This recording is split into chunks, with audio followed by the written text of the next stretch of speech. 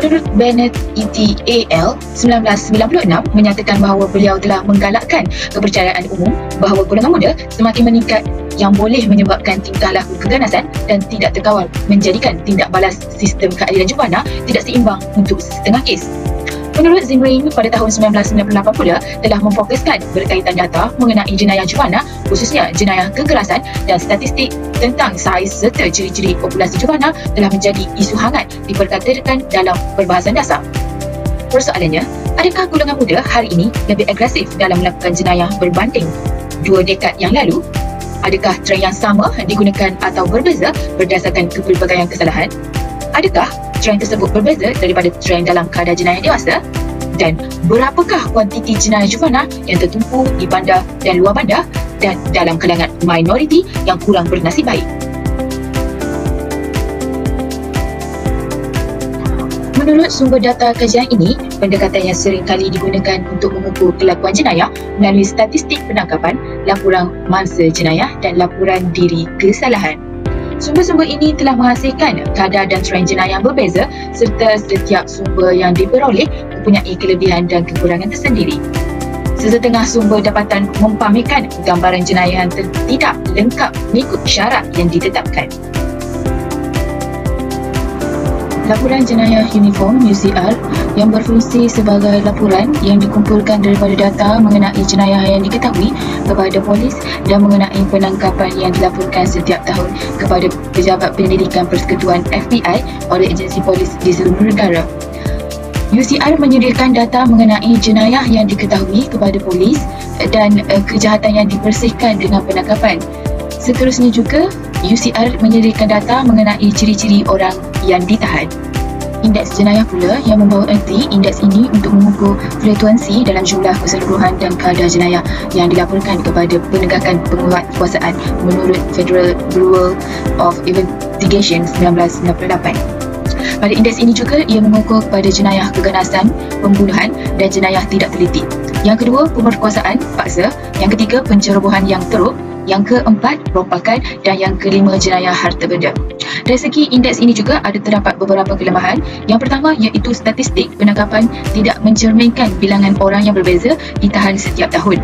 Hal ini kerana data dalam UCR dilaporkan oleh jenayah untuk 28 jenayah yang berbeza yang boleh didefinisikan sebagai jenayah digunakan di UCR. Kebanyakan maklumat dilaporkan mengenai apa yang dipanggil jenayah indeks. Kelemahan yang kedua iaitu statistik penahanan yang juga tidak boleh dikelirukan dengan bilangan jenayah yang dilakukan, iaitu ini terutamanya berlaku untuk kanak-kanak muda yang lebih cenderung daripada orang dewasa untuk melakukan jenayah dalam kumpulan.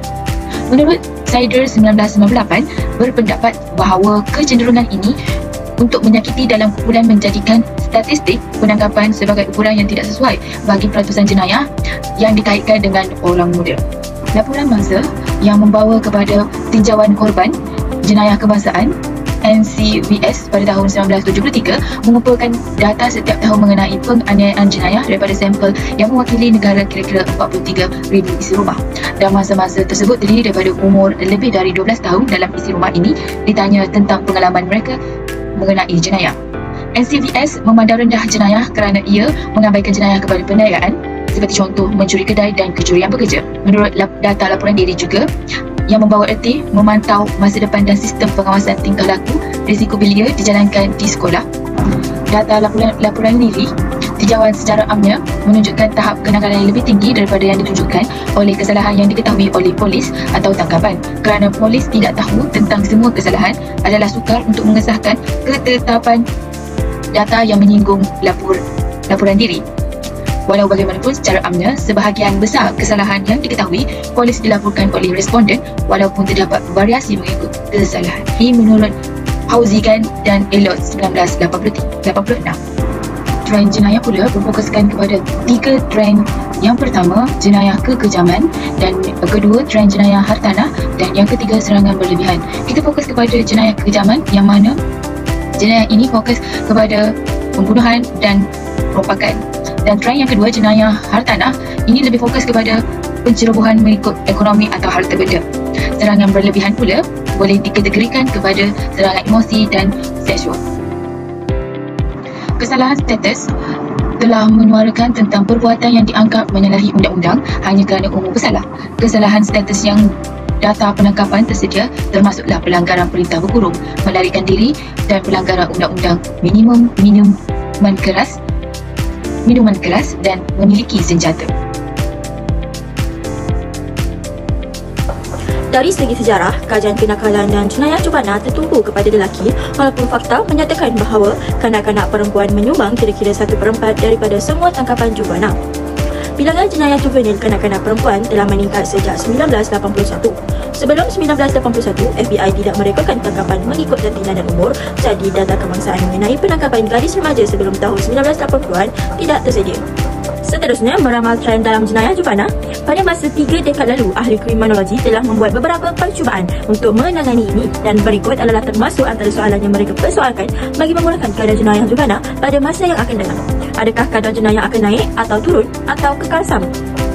Kesimpulannya, data rasmi untuk mengesan atau memantau jenayah yang dilakukan oleh jubana dan tidak balas sistem keadilan terhadap pesalah jubana jelas tidak mencukupi.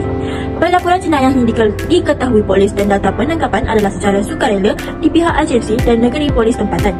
Angka jenayah tahunan FBI yang diterbitkan adalah berdasarkan laporan agensi dan negeri yang berbeza setiap tahun, bergantung kepada agensi atau negeri yang menyerahkan data mereka tepat pada masanya.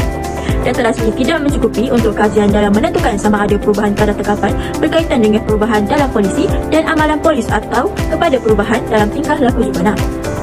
Panel mengakui kelemahan dalam data yang tersedia namun bergantung kepada data yang tersedia. Analisis telah dilakukan dan telah membuat kesimpulan berikut, iaitu terdapat peningkatan dalam pembunuhan jubana bermula pada pertengahan tahun 1980-an, memuncak pada tahun 1990-an dan menurun pada akhir 1990-an.